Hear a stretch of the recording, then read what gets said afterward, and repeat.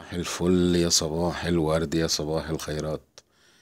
معاكم مستر خالد في حلقة جميلة جدا لكل اللي بيدرس لغة ألمانية، أطفال وكبار وصغار وسيدات وبنات وموظفات، أي حد يا جماعة حتى في ألمانيا يبص على الحلقة دي لأنها تعالج عندك ايه اللقلقة، التردد، بتفكر قبل ما تقول الجملة. يعني يا ريت قبل ما نبدأ نعمل يا جماعة لايك عشان تدعمونا في القناة. لايك بسيط عشان نبدأ. طيب، الأوزاجيزاتس زي ما احنا شايفين على السبورة، أوزاجيزاتس يعني الجملة الخبرية. تعالوا نشوف يعني ايه الجملة الخبرية في اللغة الألمانية، وخلي بالكم من المركز بتاع الفعل، مهم جدا مهم جدا. مركز الايه الفعل، بصوا الفعل اتحط فين. طيب، الفعل هنا اتحط في مثال باللغة الألمانية اسمه Ich gehe heute ins Kino. تعالوا نشوف الجملة بتتكون من ايه. الجملة الخبرية أول حاجة الضمير، ثم الفعل، ثم باقي أجزاء الجملة. الله، ده الألماني ده طلع جميل اهو. أمال ايه يا جماعة بتشتكوا منه ليه؟ الفعل في المركز التاني بوزيسيون 2. طيب، وبعد كده الجملة التانية أو الخطوة التانية الفي فراغ. يعني ايه الفي فراغ؟ يعني الجملة الاستفهامية. الجملة الايه الاستفهامية اللي هي بتبدأ بايه زي ما احنا شايفين، فوهن أو أداة استفهام. أداة الاستفهام فوهن معناها ايه يا خالد؟ معناها إلى أين. فوهن معناها إلى أين. فوهن جيست دو هويت. فوهن جيست دو هويت، رايح فين النهارده. طب الفعل فين برضه في الجملة الاستفهامية؟ في المركز التاني بوزيسيون 2. مشكلة الناس يا جماعة اللي بتعلم لغة ألمانية للأسف الشديد إن هما بيدخلوا على طول على القواعد من غير ما نعرف البيت أو المنزل أو الأساس أو الهيكل بتاع الإيه مهندس اللغة الألمانية اللي بيعرف منه الفعل فين، الاستفهام فين في الجملة الاستفهامية، يعني ايه جملة خبرية وكده. طيب، بعد كده المودال فيرب من خطوة رقم 3. الله، ده ايه ده؟ ايه الجمال ده؟ ايه المودال فيربن ده؟ ايه يعني ايه المودال فيربن؟ جميل جدا، الافعال الناقصة. تمام، انا بفضل ان انت ما ترجمهاش، خلي اعرفها كده مودال فيربن وخلاص. ودور ورا في الفيديوهات على حاجة اسمها المودال فيربن، انا شارحها بالتفصيل. طيب، المودال فيربن لما تيجي في الجملة، المودال فيربن لما تيجي في الجملة بتتحط في المركز التاني اهو. في المركز التاني اهو. موس، يعني ايه موس؟ بتساوي ماست. كلاوس موس zum Arzt gehen.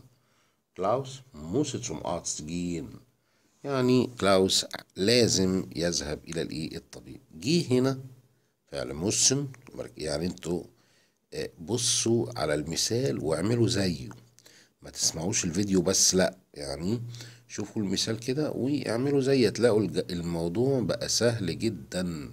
ليه؟ لان هي دي كلمة السر او الشفرة بتاعت الايه تكوين الجملة في اللغة الألمانية. كلاوس موس zum Arzt gehen، ادي الفعل في المركز الثاني، موس بوزيشن 2. والفعل فين؟ في المصدر. يعني ايه في المصدر؟ يعني الفعل في نهاية الايه الجملة. الفعل فين؟ في نهاية الايه الجملة. طيب، جميل جدا، يعني الفعل فين؟ في نهاية الايه الجملة. امتى؟ لما تجيب فعل ناقص. يا خالد ما انت قلت لي ما بقولش ناقص، لا قول مضارع فيرب. جميل، بيرفكت. الخطوة رقم 4 في رحلتنا النهاردة في تكوين اللغة الألمانية. عايز أعرف يعني إيه تغنباري فيربن. تغنباري فيربن يعني إيه تغنباري فيربن؟ الأفعال الناقصة. الأفعال الناقصة. تكوين أو شكل التغنباري فيربن في اللغة الألمانية بيبقى عامل إزاي؟ أنا بجيب عادي الضمير هنا ومثلا عندي فعل منفصل زي einladen einladen einladen. يعني ايه einladen؟ يعني يعزم او يدعو. انا اعزمك على حفلة، ادعوك على مثلا عشاء، ادعوك على العشاء، ادعوك على الحفلة، على الحفلة zu Party zu Party zu Party. Ich lade dich zu Party ein. انا بعزمك على الحفلة. طيب لاحظوا هنا ايه؟ ان الفعل الترين بينقسم لقسمين. يعني انت لو ما ذكرتش اين في الجملة هتندم. اندم يعني ايه اندم؟ هتندم. يعني الجملة مش هيبقى لها اي لازمة. يقوم الايه الراجل الاماني ضارب زاوية في وشه كده ويقول لك انا ايش فرشتيه نيشت، انا مش فاهم حاجة، او ده ايش فرشتيه ديش نيشت، مش فاهمك. طيب طيب افهمك ازاي؟ في الافعال المنفصلة يعني لازم الافعال المنفصلة يجي المقطع في النهاية، اللي هو المقطع الثانوي اللي بيشكل مع الفعل فعل اللي بيشكل مع المقطع الاساسي ده اللي بيتحط في المركز التاني فعل اساسي. ايه هو الفعل الاساسي؟ einladen. طب ايه المقطع ال الاساسي؟ لادن بس. طب ايه المقطع الثانوي؟ ايه؟ اين. بيتحط اين في الاند. بيتحط اين فين؟ في الاند. يبقى شكل الافعال المنفصله إيه اللي بيحصل؟ المقطع الاساسي بيتحط في المركز الثاني بوزيشن 2، والمقطع الثانوي بيتحط فين؟ في نهايه الايه الجمله. Ich lade dich zu Party ein. انا عازمك على الايه على الحفله. طيب لو جه فعل جيم، خلي بالكم الحتة دي مهمة جدا. يعني ايه؟ يعني انا ساعات بقول ايه؟ انا عايز أنا رايح اشتري، انا رايح اكل، انا رايح اتعلم، انا رايح اذاكر، انا رايح اتفرج على التلفاز. رايح، يذهب، اللي هو جين، اللي هو ايه؟ جيهن. تمام. جيهن ده بيجي مع الفعل فين؟ في المصدر. يعني لو عايز اقول انا رايح اشتري شويه حاجات اقول heute gehe ich einkaufen. طيب لو عايز اقول انا رايح مثلا السباحه ich gehe schwimmen heute gehe ich schwimmen. لو عايز اروح اتفرج على التلفزيون heute gehe ich Fernsehen. طيب انا رايح اعمل واجب heute gehe ich die Hausaufgabe machen. ويا ريت الفعل اللي بيجي مع جيهن ما يتحطش قبله اي حاجه تسو. الناس المتقدمه عارفه يعني ايه تسو، ودور عليها برضو ورا هتلاقيها فيديو رقم 122. يعني ايه خلاصة الموضوع ده؟ يعني فعل جيهن ده بيعامل معاملة الايه المودال فيرب. فيرب بلس فيرب، فيرب بلس فيرب. يعني ايه فيرب بلس فيرب؟ جيهن بيجي مع الفعل فين؟ في المصدر اهو فيرب، وفيرب فين؟ في الاخر ام اند. الفعل في الاخر بيتحط فين؟ في نهاية الايه الجملة برضو وفي المصدر. طيب النومة 6 بقى عمنا البرفكت جه اهو.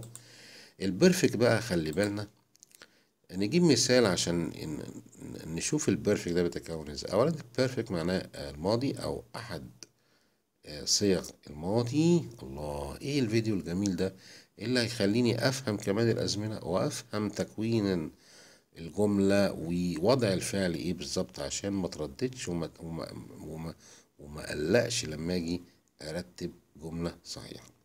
البرفكت يعني انا عايز اقول مثلا انا ما لعبتش النهارده. ich habe heute nicht gespielt.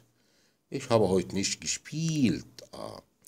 انا ما لعبتش النهارده اهو gespielt الايه البرفكت. يبقى البرفكت ده بيتكون من ايه؟ خلي بالك من دولة. خلي بالك اوعى تزعل دولة. اوعى تزعل دولة ليه؟ لان هابن وزاين، وهنا جاي ليه بن عشان زاين ده بيتصرف مع ايش بيبقى بن. هابن وزاين زائد التصريف التالت للفعل بيكونوا عندي صيغة اسمها البيرفكت. يبقى البيرفكت لو حد سألك بكرة في المدرسة قال لك انت خدت ايه مع خالد النجار امبارح، هتقول له والله ده الدنيا حاجات جميلة جدا. اخر حاجة في الفيديو بقى كانت ايه؟ عبارة عن البيرفكت. البيرفكت الماضي. طب بيتكون من ايه؟ بيتكون من هابن يا اخي، او زين زائد التصريف التالت للفعل موضوع فين؟ في نهاية الجملة. طب امتى هابن؟ هابن لما يجي معاه فعل سكون. طب امتى زين؟ لما بيجي معاه فعل انتقال.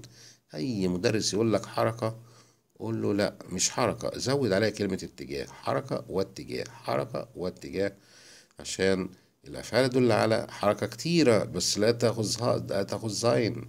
شبينن أهو، أهو ده بيدل على الحركة.